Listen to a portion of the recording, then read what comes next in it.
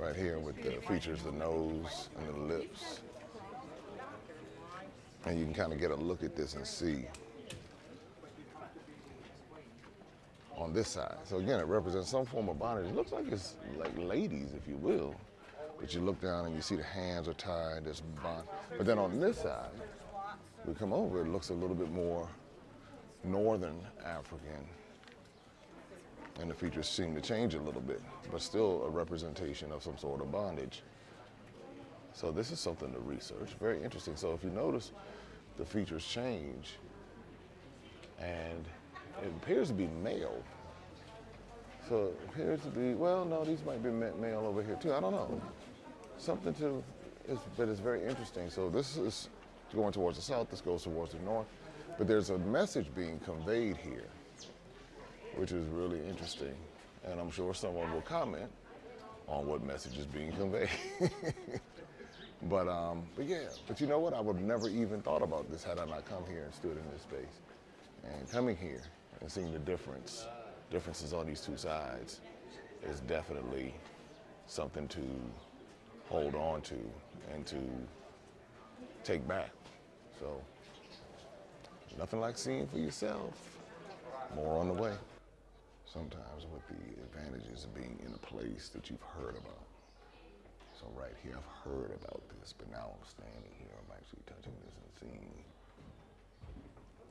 And this is a part of this experience. It's not just hearing about it, seeing. It's like now you're touching, seeing right here and learning about it. And what I hope to do is inspire more people to start learning.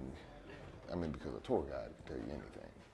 So when you begin to start doing more and more research, you begin to start learning the stories and how fascinating much of this is, and there are many fascinating civilizations. This wasn't the only one. Civilizations all over the world, South America, North America, Asia. This is just one that has been preserved. Can you imagine about the ones that haven't been preserved?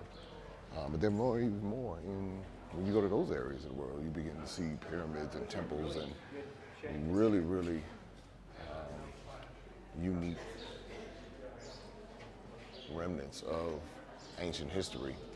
But this is just one place, and it just happens to be on the continent of Africa, thanks to the Suez Canal. Because if you look at the real continent, it's much larger than what we know. But this part was still left in what we now know is the continent of Africa. Do a study on the Suez Canal, it'll make sense when you understand what the Suez Canal represented and when it was actually built and was constructed. So much history that's been framed for us has been framed over the past 150 years or so, late 1800s, and not even that long, maybe 130 years ago, 135 years ago. So a lot of what we've been taught and learned has actually been framed. That's why it's important to come and you kind of look at it and you let your mind process it.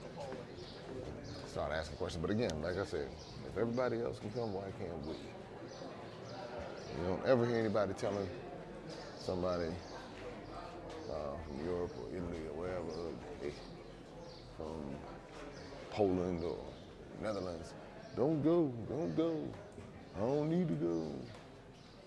These people come and they bring their families and they might be elderly and have to do a lot of walking, but somehow they get here and they make it happen. So sometimes we have to be mouthpieces so people can come see for themselves.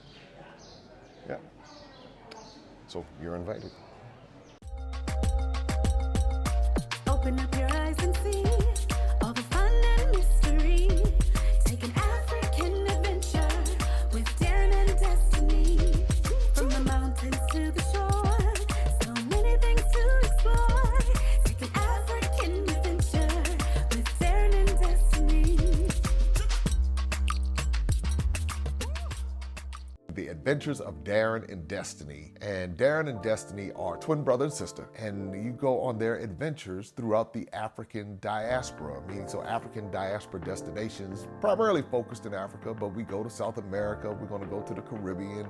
Their first book is going to take you to Ghana, and then we're going to go on a safari, and from there we're going to go to Ethiopia, and then we go to Salvador, Brazil, And what the goal is to be able to inspire curiosity in the continent of Africa, in our children from a very young age, and to really tell a more accurate story. Most of our children are exposed to negative images, late night infomercials about how bad things are, everybody's sick, everybody's poor, everyone's uneducated, but that's simply not true. So what Darren and Destiny and their family do is they go to different African destinations. They are learning about these different places. You're beginning to see positive images, but still telling the truth. I mean, that's the important thing, to tell the truth about some of the things that have occurred. But it's all done on our children's level so they begin to understand it. And it begins to pique their curiosity. They begin to learn more. And hopefully one day they will want to explore and visit the continent of Africa and its many countries. There's just so much that Darren and Destiny are able to do, and as they're doing it, it's like they begin to open the minds of a new generation, and they don't get bombarded and indoctrinated with negativity. They're actually able to see positivity and inspiring images and messages about the African diaspora, as well as those who are still indigenous to the continent of Africa, and they begin to learn more and just see things differently. So I'm excited about introducing the adventures of Darren and Destiny.